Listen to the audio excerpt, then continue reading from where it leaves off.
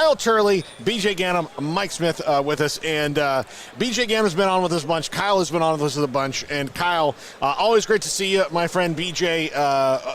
Great. And now we have a new friend, Mike, here with us on 365 Sports, and we'll just dive right into it. Kyle, Sierra Delta and you working with BJ and Mike, this is such a cool program. I'm a dog lover. We have shelter dogs come in like every other week, and it's the best part of my week on the show when they come in and I get to just play with the dog for 10 minutes. And it's such a cool program because there are guys who are struggling and suffering, and you can match them.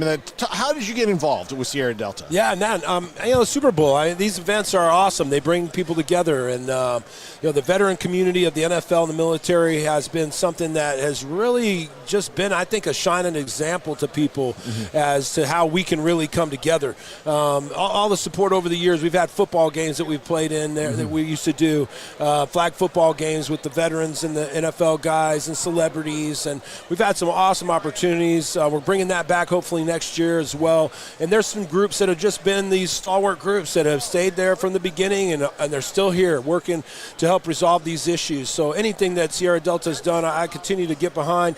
Obviously, the service dog opportunities, huge, program for people to be involved in. It's something that you could build communities around, and with what they're doing, it really speaks to that, giving the financial assistance to have somebody not only get a dog, but be able to have that dog trained and understand what is the right dog for me to have to be able to be in service of this dog itself and have the dog be in service of me. That's a relationship that only a veteran who has gone through this experience can really give back to the people.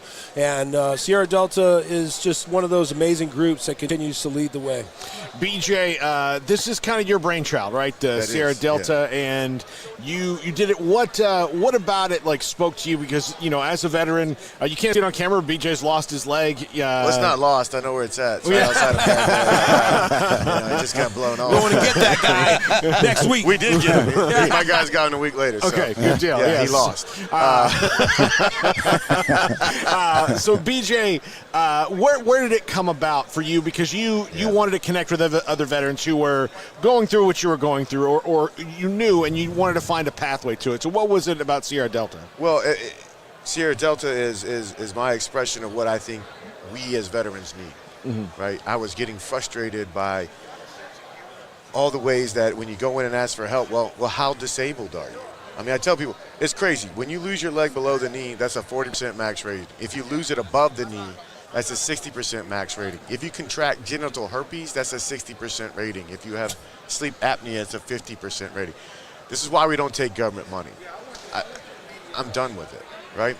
We serve the country. We serve the people of the United States, right? I can really give a crap who's in office or what the laws say. And when we were over there, it was about each other.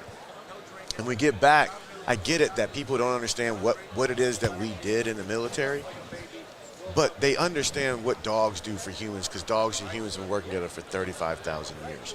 And when I got injured in 2004, retired in 2005, I was angry. I was angry that my career was over. I was angry that I was no longer a Marine. I did all the stereotypical things. And I just went further and further down into that dark place. And when I thought I needed to quit, it would have been better if on Thanksgiving night I would have been killed.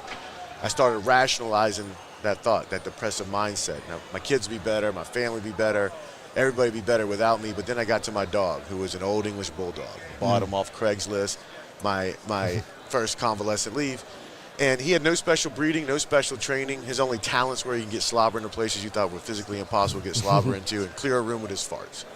Did he ride a skateboard? No, he didn't even ride a skateboard. I mean, he couldn't even do that right. But I still loved him, and he loved me, and he was always there for me, even in that dank apartment that we're living in as we're going through all those hard times. And when I got to him, I realized if I quit, if I check out, he's going to end up in a shelter and be killed like the other 800,000 healthy, trainable, and adoptable dogs we kill every year in this country. And that was enough for me to pull my own head on my ass and start putting one foot in front of the other and figuring it out. Improvise, adapt, and overcome, just like they taught us in the military. And figuring out that I don't need anybody else to try to help me. I need to help myself. And I started leaning on my fellow Marines, my family. And then we created Sierra Delta so that everybody could get this. We didn't want it to be based on whether or not you're hurt or whether or not you're poor.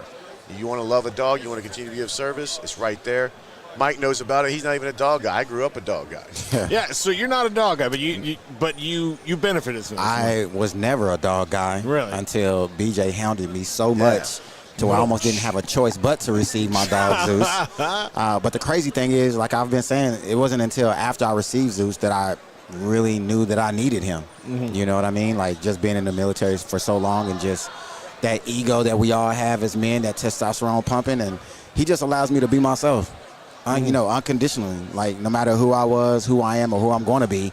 I could have been an idiot yesterday, done some of the most ignorant stuff in the world, and my dog is going to greet me as if I'm everything. That's right. Every single day. You know what I mean? So that's awesome. Yeah. Kyle, I hear this, and I hear like a lot of overlap with NFL players, and you know, you were one who's, I think, a great example of you kind of were already finding your purposes like during your career, but it still had to be hard, right? I mean, like you had hobbies, you had things. I mean, I'm kind of bummed you didn't bring the guitar out today.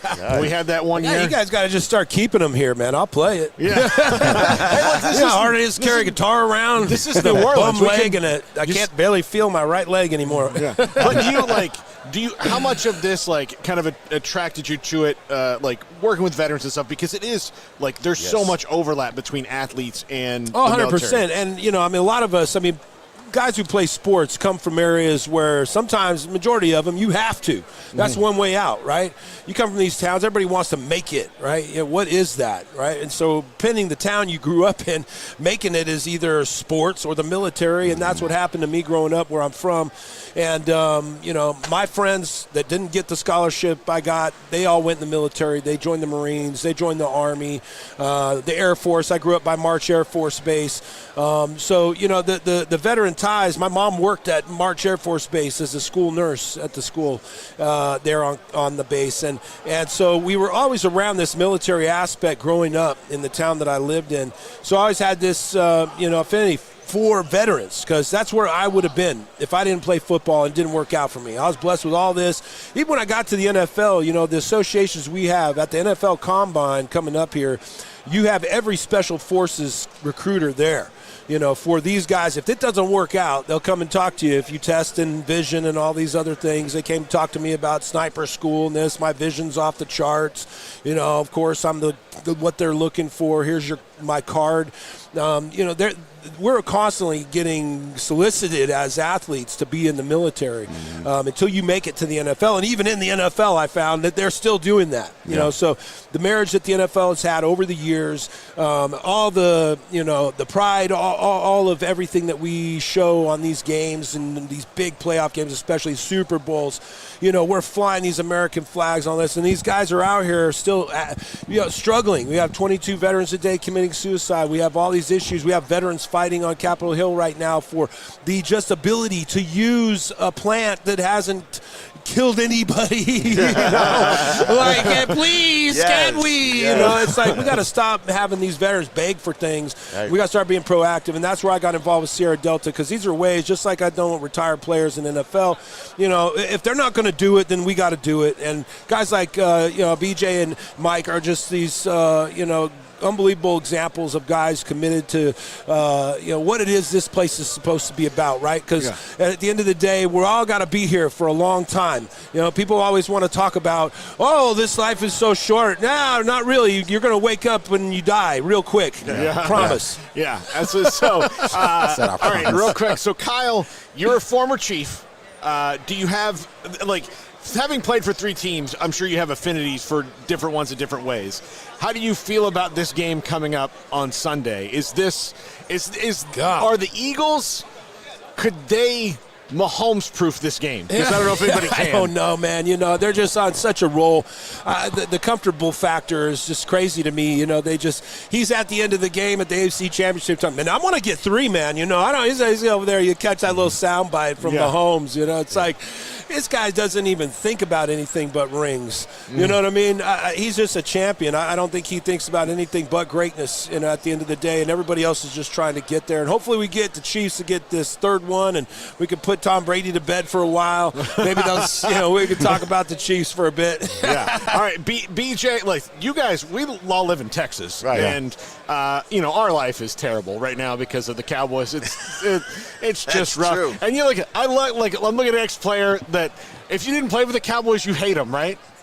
Man, no, I grew up Cowboy fan, so unfortunately, I'm a Cowboy I'll tell fan. you what, it's fun to watch Dallas and Chicago Bears lose because they do it with such spectacular. Easy. So funny. Easy. We are on a Texas station. I'm sorry. Thank you, Mike. Listen, I'm from Georgia. I do love Texas, man. Every time I go, it's a blast. And I like just piling on because it's Jerry Jones, man. He just needs to get out the way. 100%. Mike Smith, BJ Ganem, Kyle Turley. Always, Kyle's one of the best guests on Radio Row. Heck yeah. BJ's one of the best guests, and now Mike. BJ, this is your man. Listen, Mike. If you're Batman, he's Robin. Yes, right. That's it. You can't go anywhere without him. Right. And then Kyle is just a really big. I'm always here. He's a really big Alfred now. He's a great coach too. He's Alfred who could break you in half. That's right. Somebody's got to do it. We're going to take a break, get Smokey back in his seat here in a second. This is 365 Sports.